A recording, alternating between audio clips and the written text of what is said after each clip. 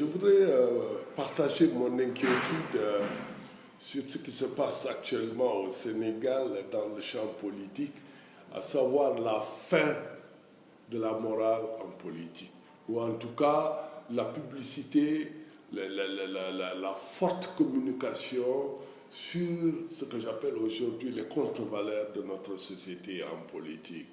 Je suis meurtri dans ma foi religieuse, je suis meurtri également dans mes convictions républicaines quand je vois toutes ces attaques, tous azimuts contre M. Ousmane Sonko, au moment où son parti lui-même est en deuil. Il y a eu un assassinat ignoble de Mariama Sagna, une militante de PASTEF. Et je pense que, du point de vue socioculturel, il y a quand même dans notre société ce qu'on appelle, ce qui est établi comme convention sociale. On est en deuil, mais c'est le moment choisi par certains pour l'attaquer, pour sortir des vidéos, pour parler de choses, l'attaquer. Je ne veux même pas reprendre ça. Toute cette campagne de déconstruction, de liquidation,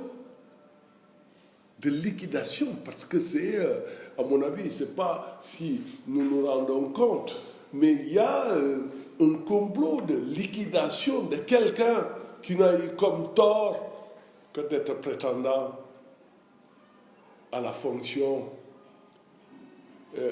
de président de la République de ce pays, qui est un droit accordé par la Constitution. Tous les Sénégalais, toutes les Sénégalaises, et je félicite ceux qui aujourd'hui se portent comme candidats et font des offres politiques. Même si aujourd'hui on n'a pas assez analysé M. Sonko de par son parcours martyr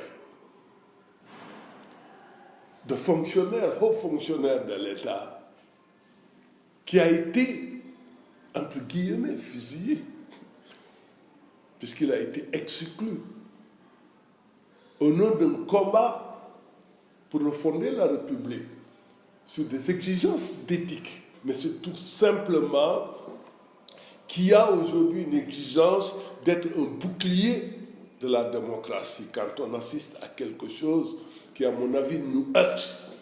On ne peut pas attaquer quelqu'un qui est en deuil. Au moins, on aurait pu observer ce moment, parce que son militant a été lassement assassiné.